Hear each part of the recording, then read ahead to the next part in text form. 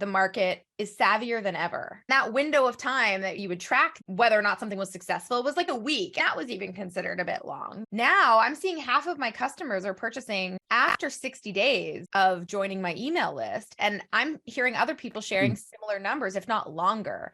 And I think it's because there's so many options available to us now, where it used to be, oh my gosh, this person says I have to buy now or else, so I guess I better buy now, and that place of scarcity, whether or not it was true, the market is savvier than ever. They can smell BS from a mile away, yet people are still using outdated strategies to bait and switch or fear monger to the point of it just being just so disempowering. Part of it is starting with messaging that is really impactful and effective, but also leads with empathy and leads with truly understanding your customers and what they need. And that's the shift that's happening in the market right now. So welcome everybody, Unfiltered Live. I have the pleasure of introducing you guys to Alex Cattoni. I've heard your name like multiple times over the years, but I didn't really know who you were or connect the dots. And then we met in, what was that, in January, right?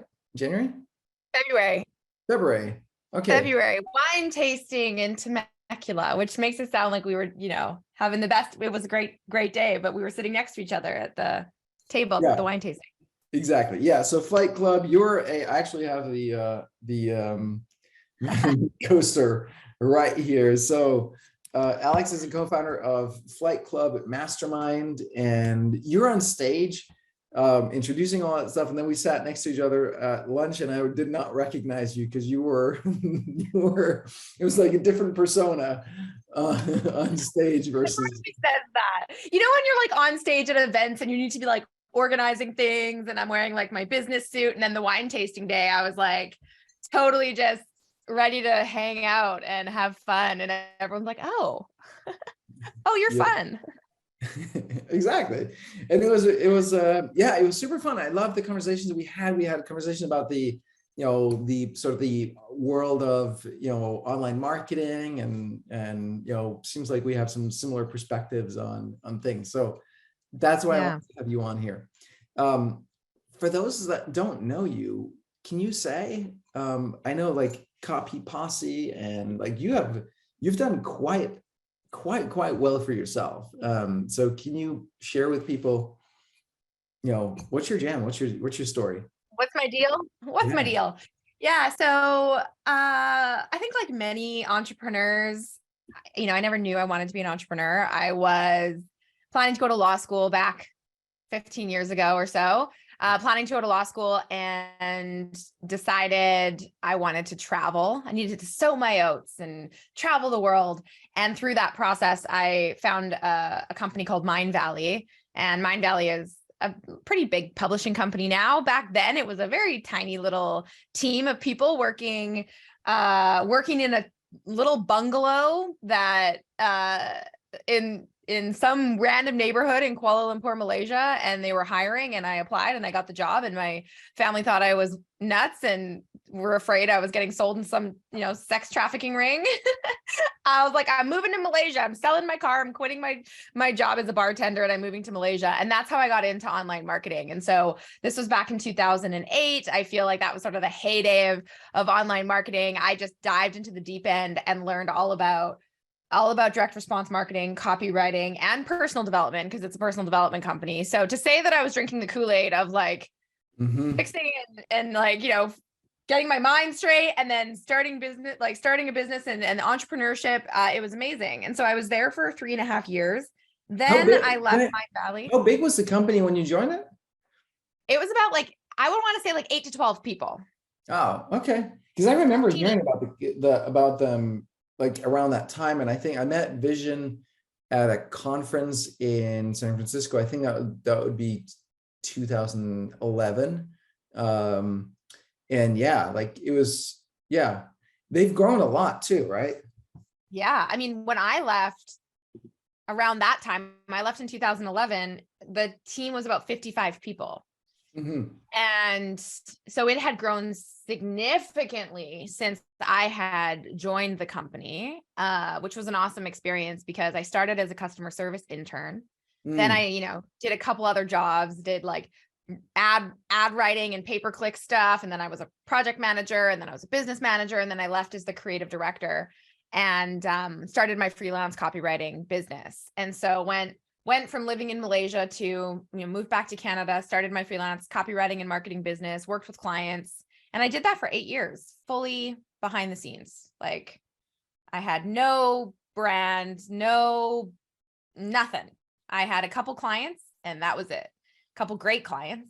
And I did that for, as I said, 8 years. And then in 2019, I kind of reached that point where I'm like, all right, I've been doing this for a while. I have a lot to say about the industry and, some things that I want to see done differently, and was kind of getting a bit jaded by it all, to be honest. And I thought I can either give up, maybe I'll go to law school finally, or I will start a YouTube channel and start talking about what I think is the future of marketing and copywriting. And that was the start of what later became the Copy Posse and my brand, teaching entrepreneurs, freelancers, and copywriters how to ignite their business through words. Dude, that's amazing. That's amazing. So let's double click on that. Like, what were the things? Because I was, I went through some of the same thing as well, of like feeling a little jaded about the industry and wanting to see some things done differently. And we kind of took different approaches around that. But what were some of the things that stood out to you, and what have you done differently? Yeah, I mean, I think I got to the point where, copywriting used to feel kind of like this like secret superpower that some people had. And, it's the secret sauce to your business. Everything is copy, whether it's speaking on stage, writing an email, writing a sales page, putting a sales call script together. I mean, everything is copy.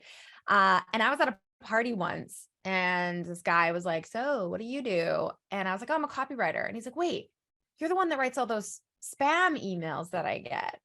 And it made me so mad that copywriting was getting a bad rap, because I knew that I was genuinely helping incredible brands and businesses get their products and services into the hands of more people that needed them. And I was like, I can't believe that the average person thinks copywriting is this terrible thing. And I couldn't blame them. I mean, just like anything, like there's a joke in the industry, right? Like, new strategy, new technology, new anything new comes out, and internet marketers will ruin it. Mm-hmm.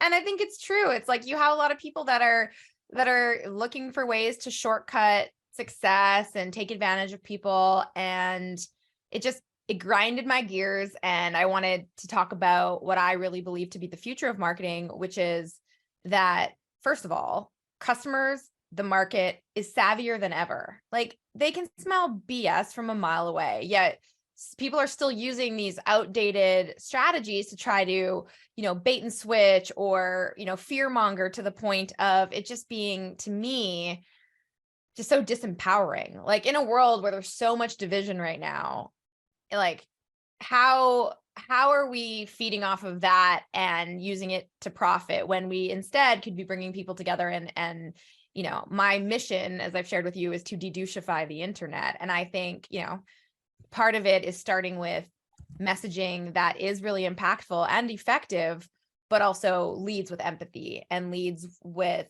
truly understanding your customers and what they need. And that's the shift that's happening in the market right now. I talk to people that they're like, "Oh, we can't get our funnels to work." And everyone just wants like the funnel. Give me the funnel. Let me like fix my funnel.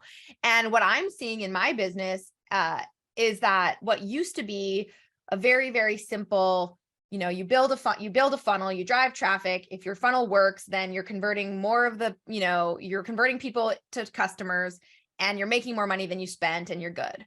And that window of time that, typically you would track these, whether or not something was successful, was like maybe a week. I mean, that was even considered a bit long, Now I'm seeing half of my customers are purchasing after 60 days of joining my email list. And I'm hearing other people sharing similar numbers, if not longer. And I think it's because there's so many options available to us now, where it used to be, oh my gosh, this person says I have to buy now or else, so I guess I better buy now, and that place of scarcity, whether or not it was true or not. And now brands are saying, you know what, come learn about us, what we stand for. And if you want to buy now or you want to buy later, that's cool. And those, to me, are the brands that are going to stand the test of time and continue to grow. Mhm. Yeah. So what I hear you say there is like about the integrity in the marketing and the respect for your customer. Yes, 100%. And that's just it. Like we've all been on the other side of bad marketing where you're like, do they think I'm an idiot?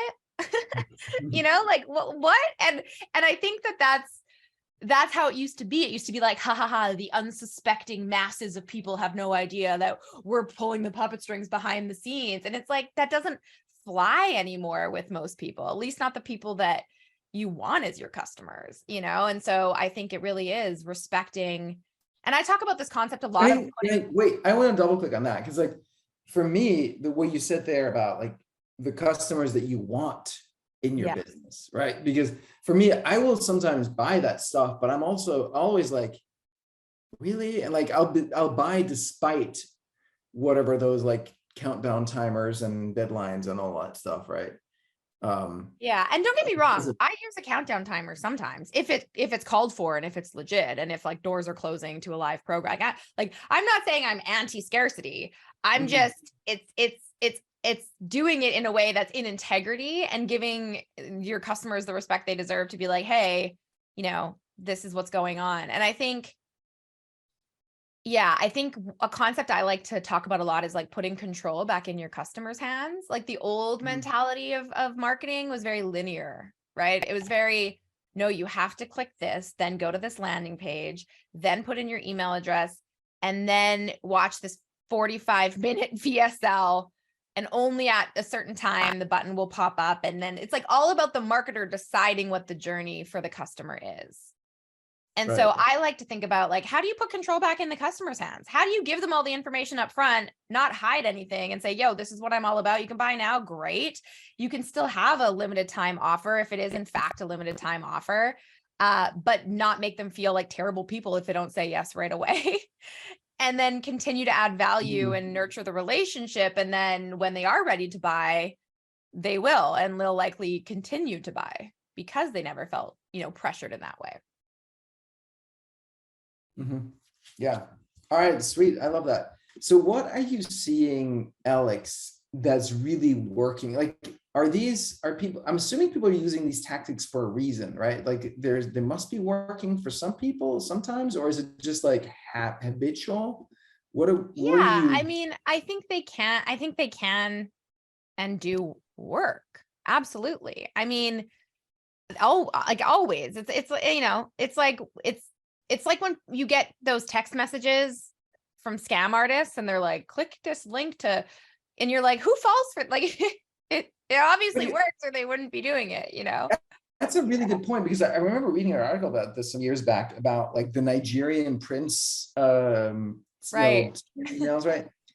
And the reason why they use that Nigerian prince, even though everybody knows about that, is that it's a perfect filter.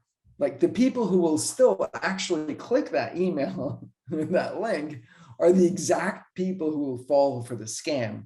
Whereas if you concealed it a little bit better, then people wouldn't fall for, like, you know, people might click it, but then they wouldn't fall for the scam, and then you're wasting your time on people who wouldn't buy anyway, right? So there's a lot of signaling in what you're doing to who you want to, you know, when you want to attract. And I think too, like obviously aggressive marketing doesn't mean it's a scam, but I think I'm really sensitive to it because it's a bit personal for me. So, I mean, I've had grandparents with dementia who are incredibly vulnerable. My father has a brain injury, which makes him, it's very difficult for him to discern what's true and what's not. And I see him taken advantage of constantly. Like I literally have to call the bank and be like, no, my dad didn't mean to sign up for this ongoing subscription for yoga, something or other. Like my dad's handicapped, he can't do yoga. Like it's frustrating because he obviously saw an ad and whatever the marketing was, you know, he thought he had to click it and sign up. And then there was fine print that had,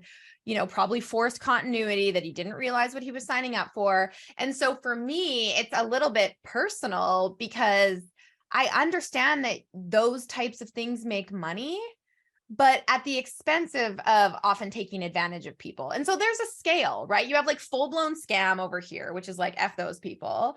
And then you have the kind of gray area of, using misleading claims and overblown claims, or clickbait, or forced continuity, or 1.5 million upsells that you don't need, or like there's all this stuff that's like considered marketing, and everyone's going to have their own level of tolerance, both from a customer perspective and then also from a marketer perspective, and I've kind of leaned hard the other way of like, am I saying I would never have an upsell? No, of course not. Am I saying that I would never have a countdown timer? No, of course not. But I'm constantly putting control back into my customers' hands in a way that is like, hey, look, I know you're going to spend more money with me longer term if I don't make you feel a negative emotion in the buying process. I want my marketing to be valuable in and of itself. And that is something that I really live and breathe by. And, I want people to read an email from me or read a sales page, and whether or not they buy, they're like, that's interesting. Or that was great. Or, cool. I'm going to put that on the shelf and maybe buy later. It's a different approach, and a different, I think kind of longer term school of thought. And I built my business that way. And I did my very first launch in 2020. So, the fact that my business has grown as fast as it has using what I think are very empathetic kind of marketing principles, it's like, that still works. That still works. Yeah, that's amazing. That's so good. So Carrie's saying, curious about the in real life, quote unquote, funnel conversations. Carrie, do you want to unmute yourself and ask? So I was just talking about this with someone this morning about how, I was saying I need to refine my sales process, all the networking that I'm doing. I'm not, asking the right questions to get them moving along the right place. Right. And so she was saying, because I think I was riffing with her saying like, so then I'll ask them to book a call, right? And she's like, nobody wants to book a call. It's like, okay, well then what is it? What am I saying? I want to put value in there so that they're committed. They, as they work with me, or even for free at the beginning, they get more committed, they get more educated, they see the value there, Right. So I'm curious about writing that part, because that's what I'm doing right now. I'm writing that. I love that. Okay. So a couple follow-up questions. When you say in real life, do you mean like talking to people at events, or do you mean talking to people like online? What scenario are you referring to? Mostly networking events. So I'm, Okay. Joined my chamber. I joined a women's group. I'm going to these in-person events where I'm Cool. either just a participant or sometimes a speaker. So Right. Okay. Awesome. And then what is it that you offer? I create animated story videos. So I'm all about the narrative story structure in video. And so I need to differentiate between everyone else who's a video creator these days and really emphasize the story part of it. That's so cool. So do you like actually draw and animate? I use a software tool online to animate. Right.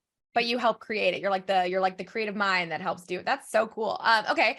So I think honestly, the reason why, and I do agree sort of with what your friend or mentor said this morning, about no one wants to book a call. And I think it's because, especially in face-to-face networking interactions, book a call is it's like a sales call. Like we all know it's a sales call. So honestly, the only thing I would do is, and this is the other thing too, like it's the power dynamic. I talk a lot about this with my students. Like if someone reaches out to me and they're like, I really would like to work with you, I'll be like, okay, here's a link to my Calendly. That's different because they're coming to me and like, okay, we're automating the process. Go book a call.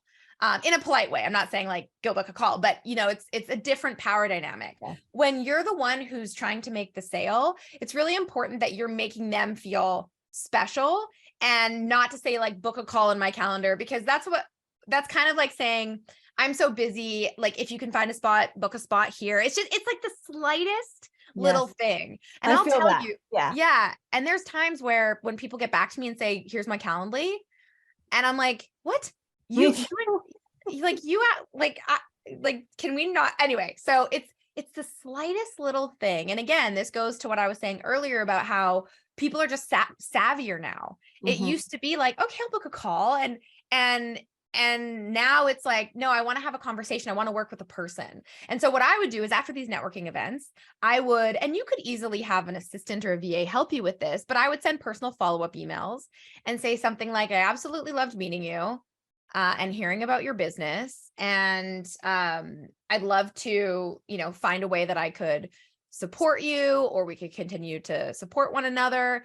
Would you be open to hopping on a quick call? Let me know when works for you. Like, put the power back in their hands and then make it really personal.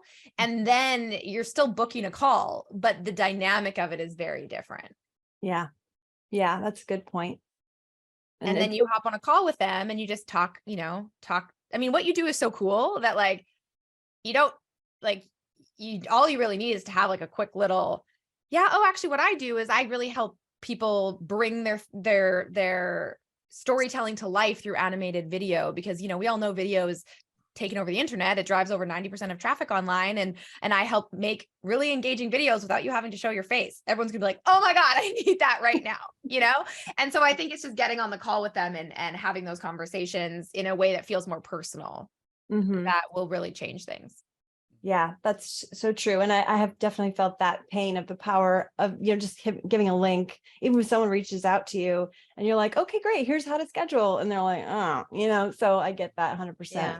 Or even just saying, sorry, Calvin, one more thought. And then even just saying, let me know when works for you. Or if it's easier, I have a Calendly, but if none of the times work for you, just let me know. And so you're still giving them that option, but in a way that's like, you're in charge. I'm not trying to force you into like booking a call on my calendar. It's like just a lot more personal. Right. Yeah. Two things that come to mind for me was like our shared friend, Charles Bird, right? He has a phrasing he always uses, which is, send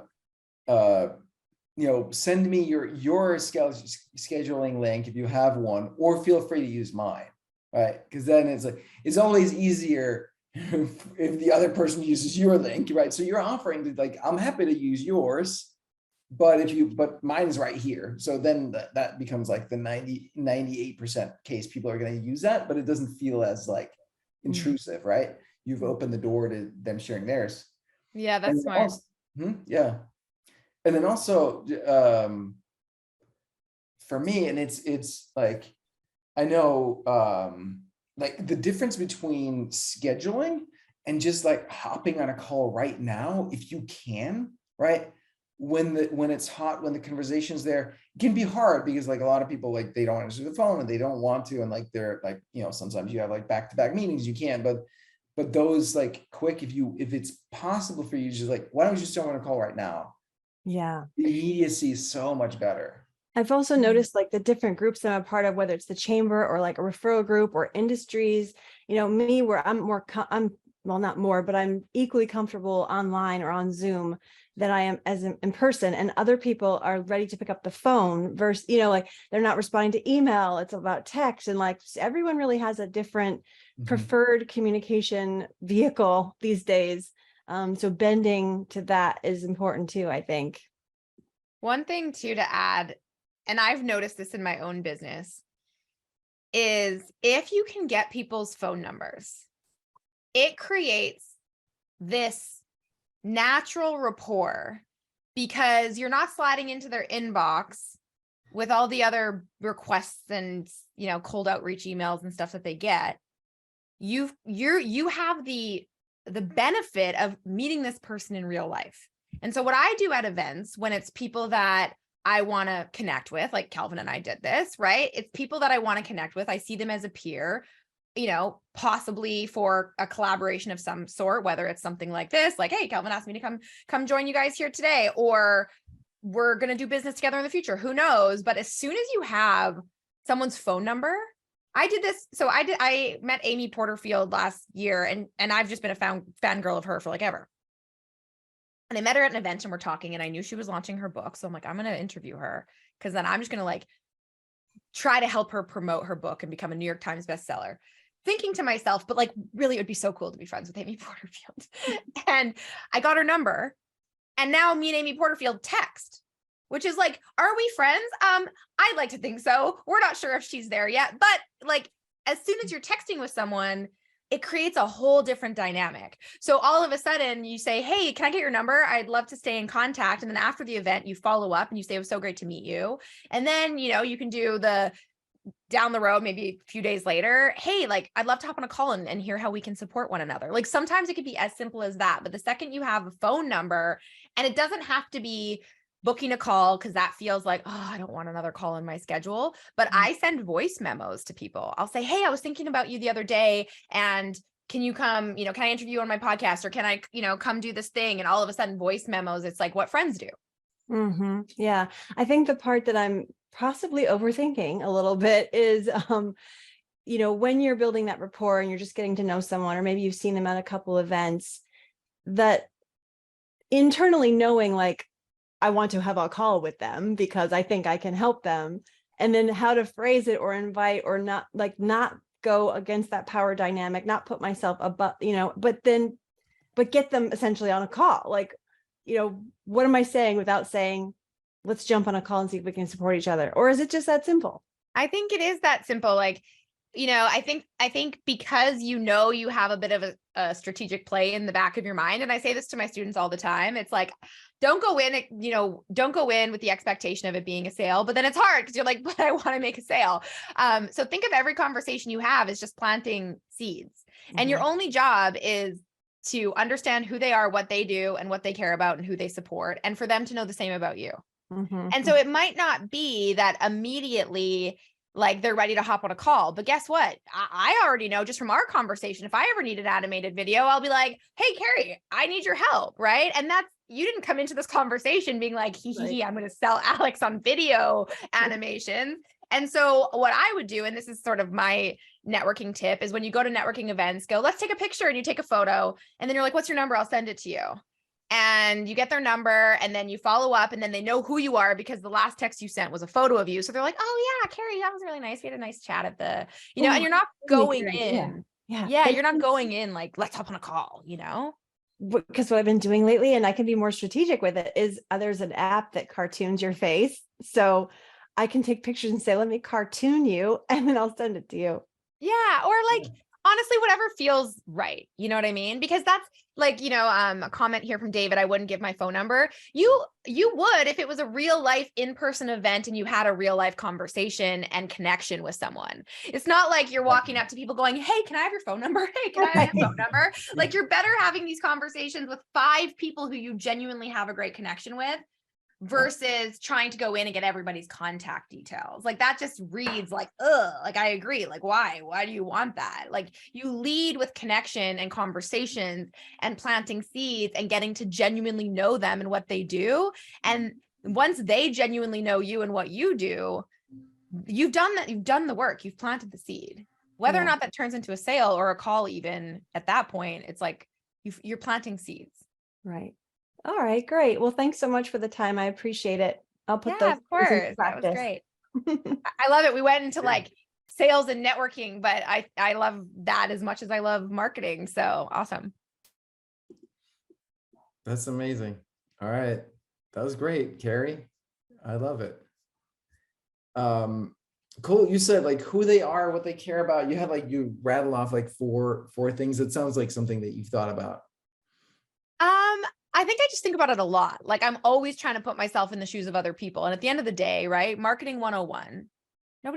Nobody cares about you. They care about themselves. And then when you know that, and not just themselves, but they care about themselves and who it is that they're helping. If someone came to me and said, I have an idea for you that's going to help you and the people you care about, my students, my community, all of a sudden, like, I'm listening. And I think, so many people go into sales conversations, and it's hard because I get it. When you want to make a sale, you want to make a sale, but you go in thinking, that it's all about you, or you go in with that energy of it's all about you. Like, I need to make the sale.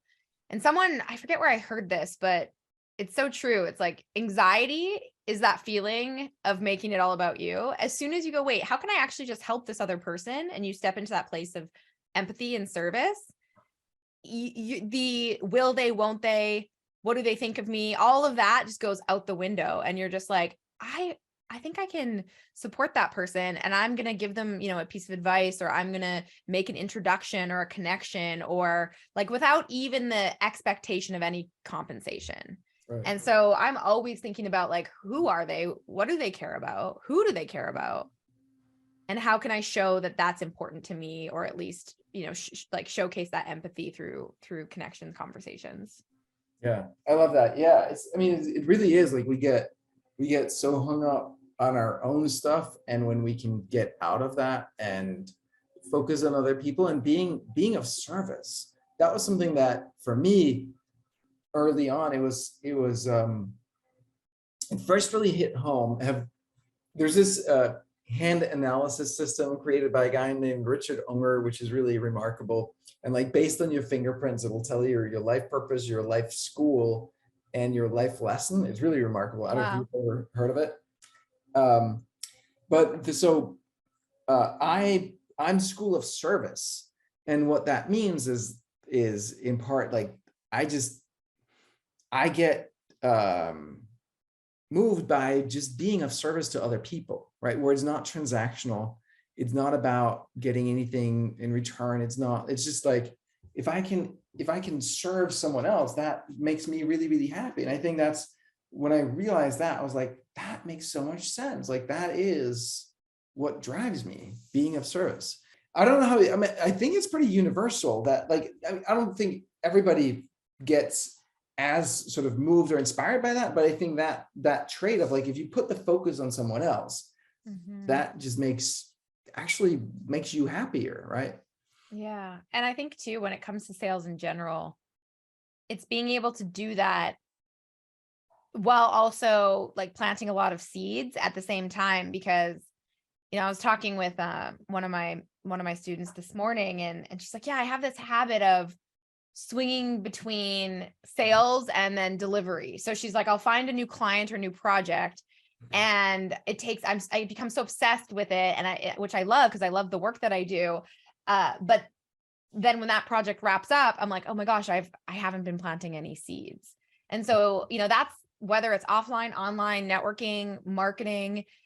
I think of every piece of content that I put out as planting a seed. You know, I'm adding value. I'm showing people value and giving people value.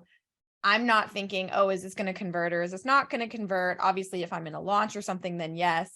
But every piece of content, every conversation I have, I'm just like, I'm adding one more seed into the garden and not stopping that process. And that to me is good marketing and good sales. It's being as present as you can. And so acting from a place of service. And I think sometimes it's hard for people to really lean into that when there are bills to pay and you have, you know, a family to support, and it's like, it's like, yes, I want to be in service, but how do I be in service when I need like to make money? And like, it's all like fine and good to be like, let's help people. Yay. But what about like paying the bills? And so my kind of thoughts are like being in service, not at a detriment to yourself. And being in service doesn't mean you're solving the world's problems, because I think that's also the far end of that trap. And I think women especially are bad at this, is that we want to over deliver to the point of it being detrimental to ourselves. And I'm not saying that. I'm not saying give so much of yourself, and then if it doesn't turn into anything, oh, well, like try again. I'm saying being of service and having empathy is literally as simple as thinking about who's on the receiving end of this and what's their experience and how can I show them that I care. And people will not remember what you said or did, but they will remember how you made them feel, right? That's a Maya Angelou quote. And I really try to like live and breathe by that, because at the end of the day, that's what makes people remember you. And that's what makes people come back. And so it doesn't have to be always this, like, how do I give value? What even is value? What does that look like? Sometimes value is simply making somebody else feel seen. Yeah, that is good. But my rule is it's service, not servitude. And it has to feel good, right? It has to feel good for me to do it, or then it's just like, then we end up in servitude. Yeah. Yeah. I like that. Yeah. Yeah, you're right. And you can tell when the people genuinely enjoy the process of it and what that looks like. Yeah. And the way I think about it too is like that the ultimate service is not the thing you do for someone. It's really the energy with which you do it, because that's what ends up impacting us more. 100%. Yeah. Yeah. Yeah. I love So- it. We're getting deep on this marketing chat. Yeah. I'm curious, like, Alex, what are some of the struggles that you've been through? Like, has there been periods where you doubted yourself, where you doubted your approach? Every day. Truly. Every day. And like, I sometimes have to like check myself, because like anyone, I mean, I'm a totally recovering perfectionist, and I'm always doubting myself.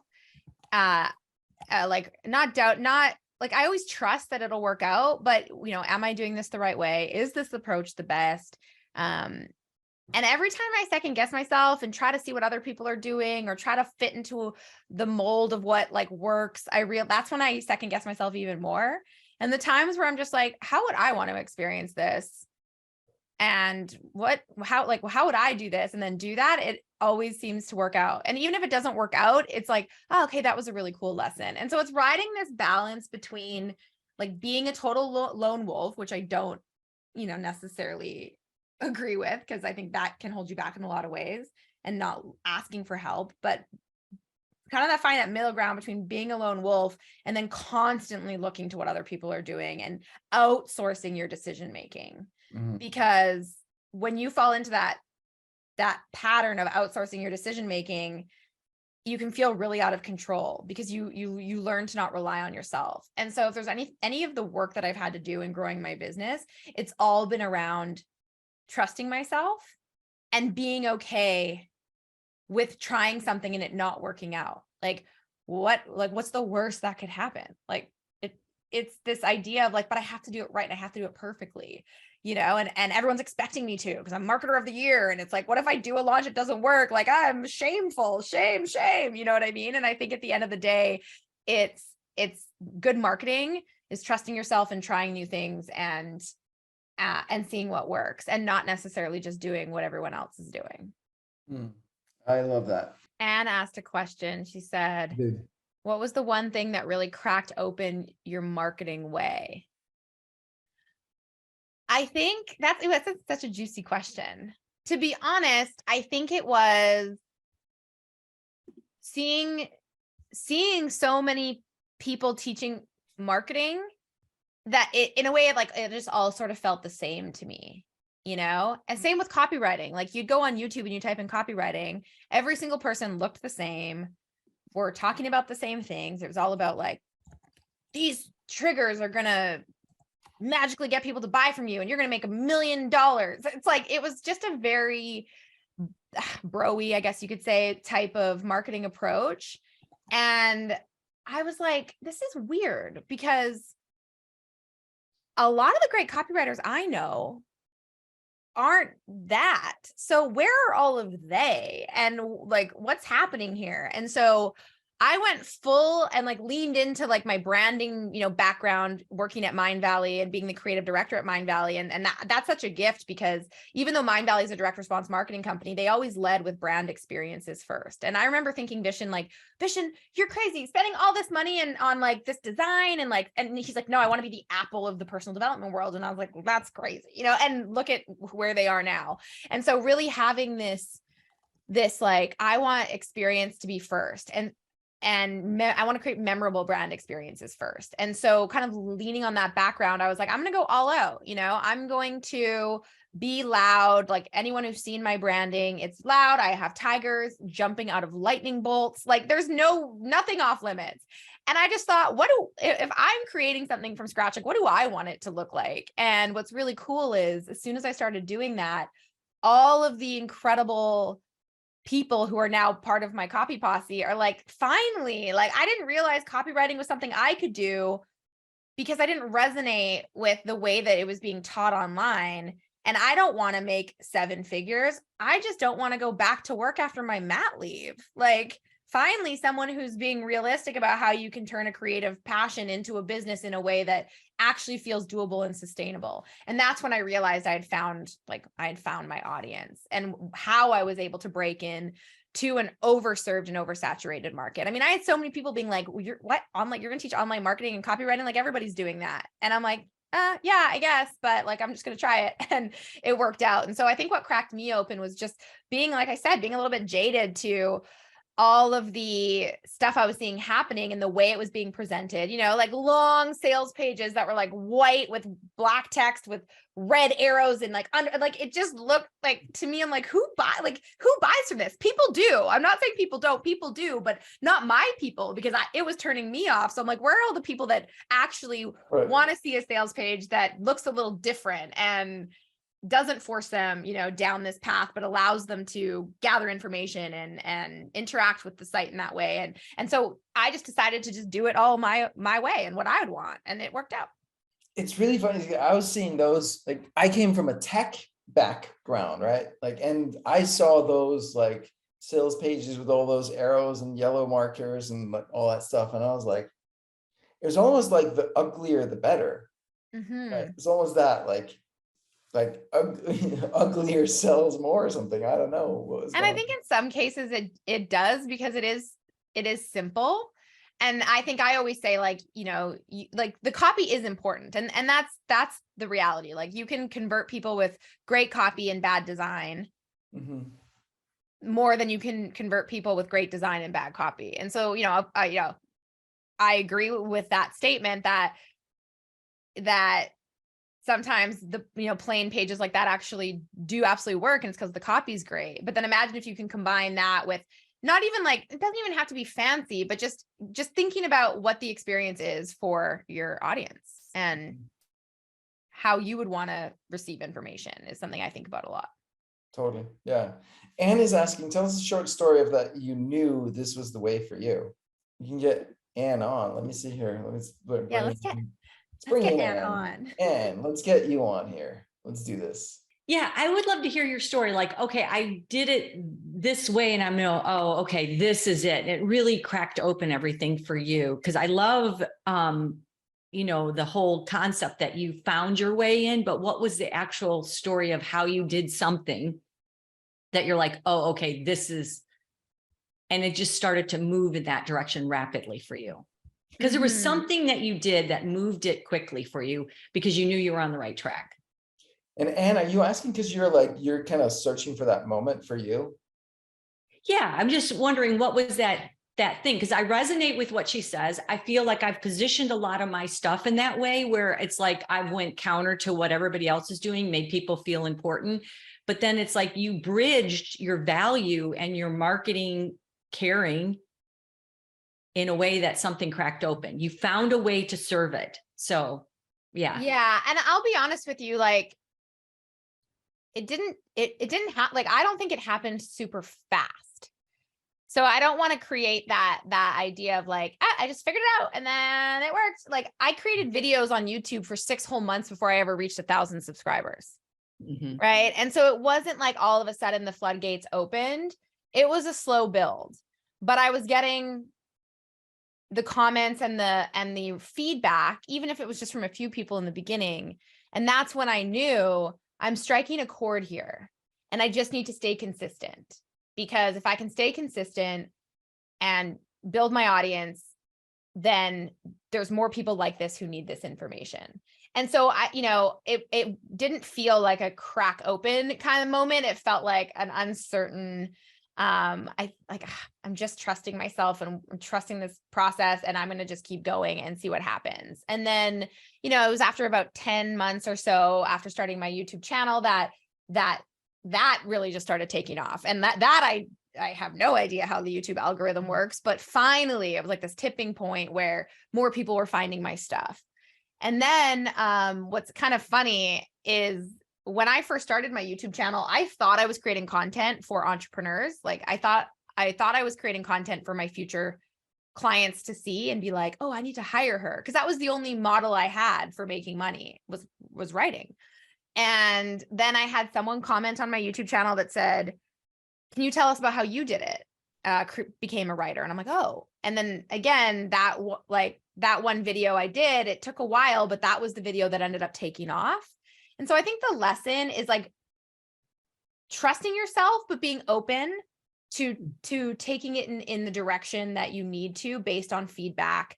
Like, you don't want to be so set in your ways and be like, no, I'm not doing it that way, or I'm not going to do that. Cause I fully thought I was building a different business. I thought I was going to build an agency and offer more clients work. And then it totally went the other direction. And so when I decided to create a course, I, surveyed my entire audience because I had no idea really who they were and what they wanted. And I surveyed my entire audience and I asked them, like, what's your biggest challenge? If I could put together any sort of training, what would you want to know? And I put together this survey. I had, a list of 2,000 people. Like, we're not talking massive numbers. I had a list of 2,000 people. And I did my first launch of a program to help people become freelance copywriters. And with that, that's when I did, the whole like full actual copy posse. I launched that brand. Before that, I never even had it. It was just me, Alex Cattoni, creating videos.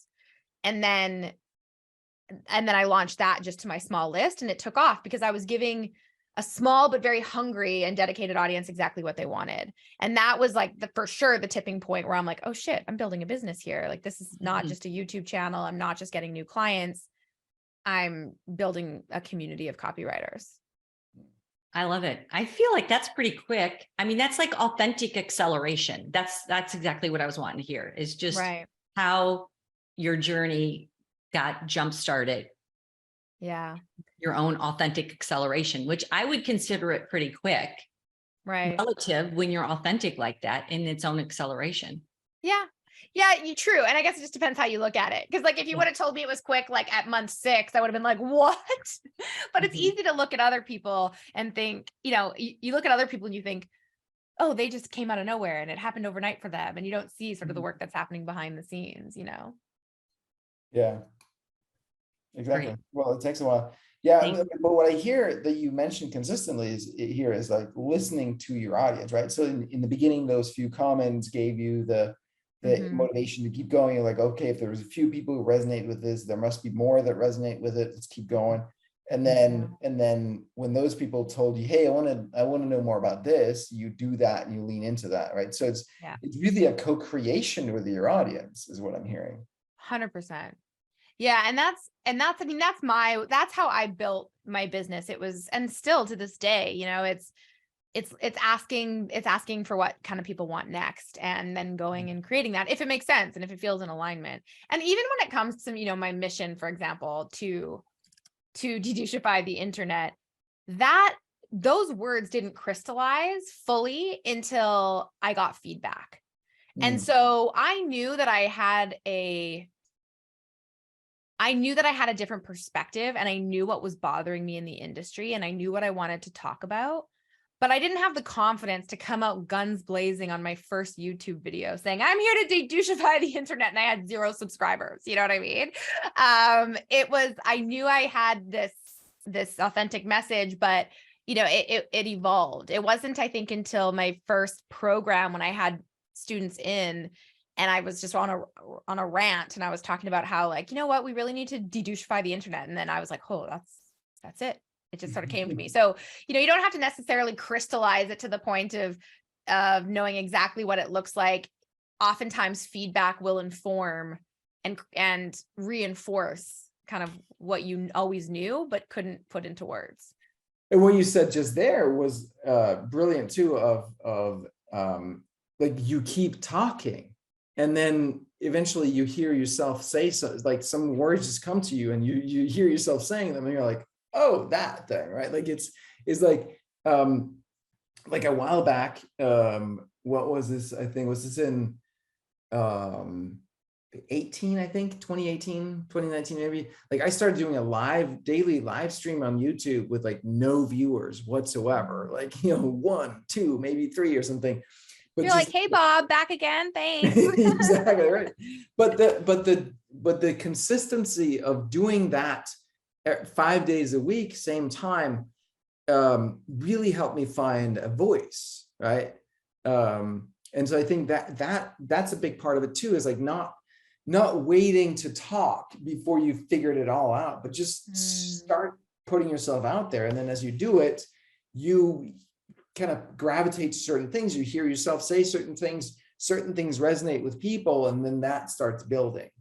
Yeah, I love that. And I know it's so hard to, when you're like I had a video of mine recently go viral on Instagram, and I was like, oh man, why was I so excited about that in the beginning? Because it ended up not actually being what was best serving me or my community or my business, because it went viral with a audience of people that I wouldn't consider my best customers.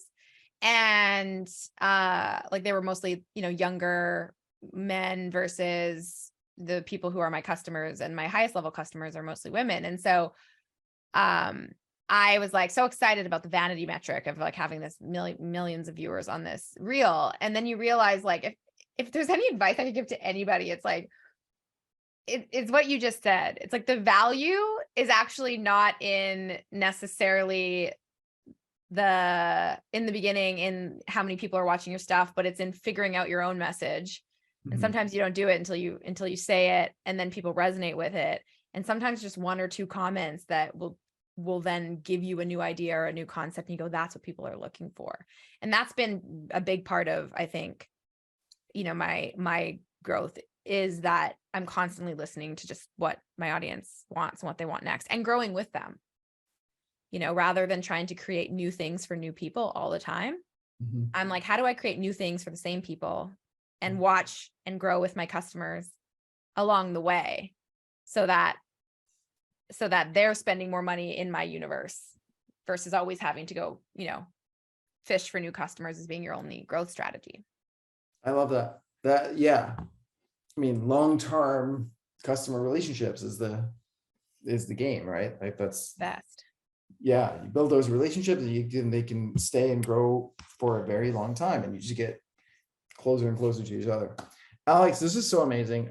It's always a pleasure to be with you, even like whether in person, which is preferred, or virtual online with everybody here. Appreciate those of you who all your contributions, those of you who went on here to talk. I'd love to ask for the audience, as a gift to Alex, in the chat, share your biggest takeaway from the conversation here today. Let us know, let Alex know what resonated the most, what inspired you the most, what moved you the most. I think that's a really good way to send Alex off. Yeah, and thank you so much for having me. I love chats like this. I think the biggest thing too is realizing, marketing is so much, marketing and entrepreneurship is so much more than like the tactics and the strategies, and I think that's been somewhere I've been living a lot in that world of like, I got enough strategies and I got enough tactics. Like, how do I get the heart and the head and the, all of that dialed in? So yeah. Thank you so much. And thanks to Carrie and Anne for hopping on. I really appreciate. Yeah. Really that's the big games, that. Like making this stuff matter. Right. Yeah. Alex, where can people stay connected with you and follow you on your journey? Yeah, I love Instagram. That's where I like actually connect and chat with my new friends and anyone online. So you can DM me at Copy Posse. Just say hi. I'd love to hear from you. So yeah, there. And I do have a YouTube channel. It's all content around marketing and everything I did to grow my business. So YouTube is also great. What's your sort of final word to our viewers here? What's the thing that you wish that you had known early on?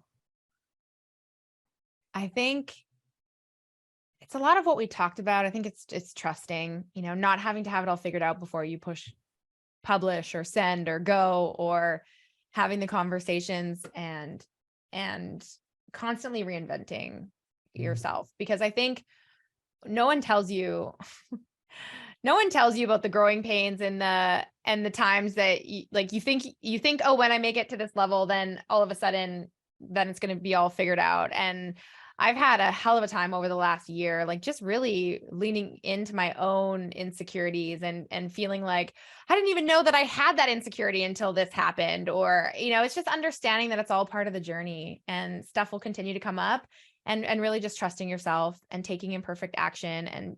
And as long as you're staying true to you and doing what you want to do, then you're on the right path. That is so cool. Yeah. Learning and growing in public. Next time, the next conversation we have, I want to double click on that. Like, how exactly do you lean into your insecurities? What are your processes or techniques or things around that? I'd love to hear. I know, it's like, oh, we could go into it. I like one thing for sure, I'll just end on this is, and I'm really bad at this, so I'm saying this as a hyper overachiever who doesn't allow myself a lot of who tends to not prioritize my own needs because I feel like I can just like go. Yeah, I think it's to prioritize yourself no matter what, because like it is so easy to just get in this mentality of like always having to push and do the next thing. If there's anything I could say to anyone, it's don't measure yourself against where you want to go, because you will always continually fall short. I mean, as entrepreneurs, we are already overachievers who are, have this vision of where we want to go. But if you're constantly measuring yourself against the horizon, you are going to be always let down. So measure yourself by how far you've come.